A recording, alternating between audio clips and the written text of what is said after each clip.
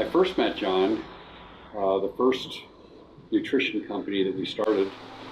His father, coincidentally, was one of our founding distributors. He's someone who had a weight problem and had remarkable personal results. And when we started the company, he chose to get involved. And because we offered an opportunity to build a team, he went back and sponsored his son. Well, his son was John Anderson. And so John, I think, got a real early awakening in terms of the power of network marketing. And he was always involved as a nutritionist. As I mentioned, his background was in minerals. But we had, when the company was sold, we had kind of lost contact. And so I was retired, and a friend of mine, a very wealthy individual, was trying to do some philanthropic work with the indigenous Indians of the Amazon. And he called me one day and he said, "Jim," he said, "I know you're retired, but I know you must still have some contacts within the nutrition field. Would you be willing to make some phone calls? Because in working with the Indians down here in the rainforest, obviously the rainforest has a biodiversity that's almost like any other place on the planet. And there's some exceptional raw materials here that if you know anybody that's really looking for efficacious, ingredients to include in their products, that I'd like to help the Indians, and I'd hope to create awareness and the benefits of what these products could do for people in the Western world." So I said, "Yeah, I'll make some phone calls." And I made a phone call to an individual I knew in Hawaii, and he said, "There's a guy you need to talk to. He's one of the most successful nutritional formulators in the world. He's been one of the largest contract manufacturers of nutritional supplements in the world. He had recently retired because of some health challenges, but he's starting to feel better, and he wants to create a company that has no compromise products. And he's looking for ingredients that, have science behind them and proven efficacy." And I said, "Good, put me on a three-way call with him." And so the guy was making the introduction. He said, "Jim Coover, I'd like to introduce you to John Anderson."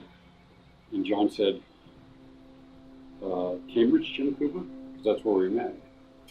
And of course, Coover's a less common name than Anderson. And then I said, "Well, Cambridge John Anderson?" And he goes, "Yeah, that's me." So, that's how we reconnected.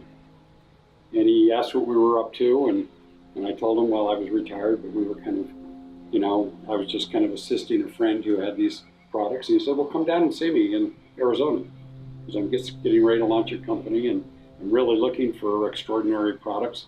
He himself had just come back from an expedition to India, where he actually went on a safari into the Himalayas to source a mineral.